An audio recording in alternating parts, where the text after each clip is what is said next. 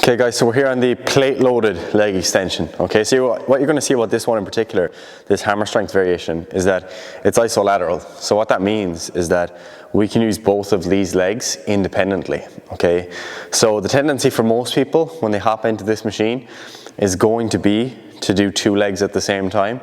And if any of you are working with your clients, or even if you've tried this yourself, what you'll find is that once you do begin to use, any sort of extensive load, you'll start to just get kind of, it's a bit mind puzzling when you're doing the two legs, because what happens is one leg might get an inch ahead and then you have to kind of catch up with the other leg, and basically it becomes more of an exercise of kind of coordination and balance rather than really challenging your true force output. So for the most part, as a rule of thumb, I generally recommend doing this at one leg at a time, and if you are doing it with two legs, that's where your kind of considerations in terms of exercise tempo and the types of repetition ranges you're using might come into it. So if I was training a client and we were looking to really try and work on actual maximal force output in terms of actual strength, then what I might do here is one leg at a time. So I know that if we can focus on one leg, we can definitely get more out of that than if we're doing two at the same time. And also what it means is that we're not getting that kind of challenge of trying to balance the two. Okay, so I'm going to do that, and then I'm going to use a lower repetition range and a slower tempo as well. Okay, so Paddy, if you want to do a couple of reps for me there, just to show me basically the standard two legs at a time first. So you can see Paddy's able to bring them up kind of nice and balanced, but even if you start to speed it up a little bit, on the way up and the way down, you'll start to see some discrepancies between left and right. And that's no big deal, it's kind of normal, but it's just a case of you don't need that extra kind of mental work when you're actually training, why bother with it? So this machine itself, okay, there's a number of variables that you might want to be aware of that also carry over to other machines that you might be using.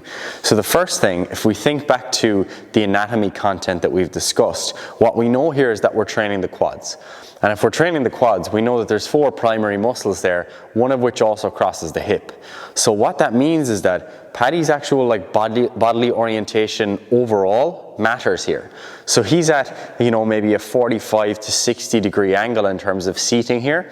So as a result, he's not going to be limited as much by the hamstrings. So that's what can happen here sometimes is if you're very, very upright, so if you sit all the way up for me as far as you can go, what we have to realize now is that because the hamstrings also cross two joints, as you get up to the top position, Paddy, as far as you can go, you can see that Paddy's not getting into full knee extension here, not because these quads are just too weak, it's not that they're just weak, but it's also because they've got additional force challenging them in the form of the hamstring that's pulling on the other side. So that's why we have to consider exercise positioning here. However, with that said, if we are getting into this shorter position, if you are more upright rather than being really reclined, what that does mean is that you're going to be working more on really shortening that rectus femoris. So that's the part of the quad that actually crosses both joints.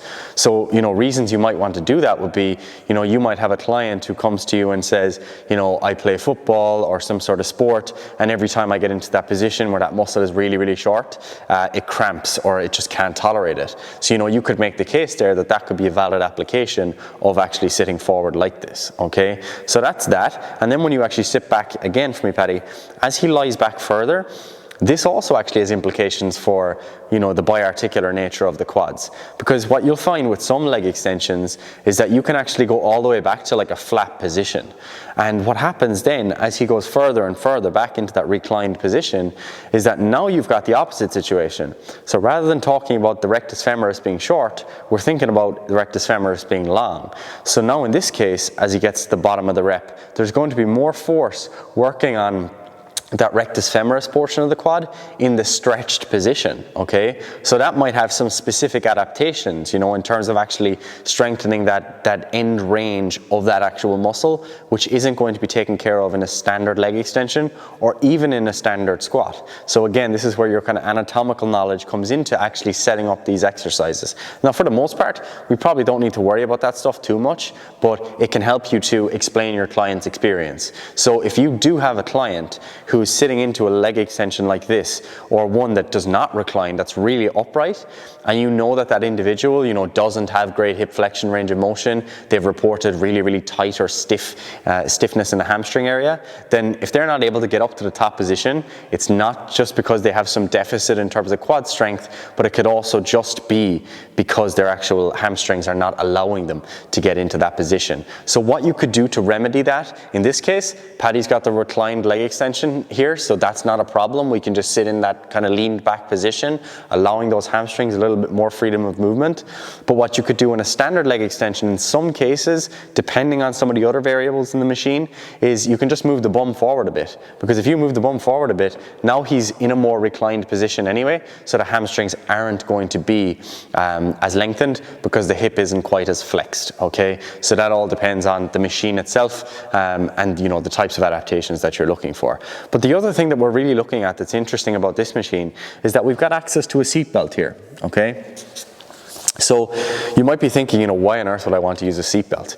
But the reason you'd want to use a seatbelt on an exercise like this is that it allows you, you know, to get more stability, more proximal stability, so that everything else is in place and you can produce more force out the end. Because what's going to happen here, as Paddy basically bumps up the weight, especially on a machine like this that's plate loaded, because by virtue of being plate loaded, as these plates get up to the top position, the resistance is going to be greatest, and that's going to be like a seesaw trying to throw Paddy off the front. You know, it's like a counterbalance. Paddy's going to be thrown off the front. But when he's got the seat belt, you know, it doesn't matter how much I pull on that leg, he's going to be restrained. Okay, so when he's restrained there, we can get more out of these quads. So now if you do a couple of reps for me, Paddy, and even if you leave go with the hands there, you know, he can still do it. He can still perform the exercise as normal. So that's essentially the purpose of the seatbelt, to give you that restraint, to allow you to focus more on the force output component here. And if you don't have a seatbelt, what we would generally say to you is just make sure that you're holding on to the handles tight. Hold on tight, pull yourself down. The more stability you have, the more you can get out of the exercise. So there are some of the variables to be aware of here, guys. But also, when you're thinking about this, remember how it carries over to other exercises.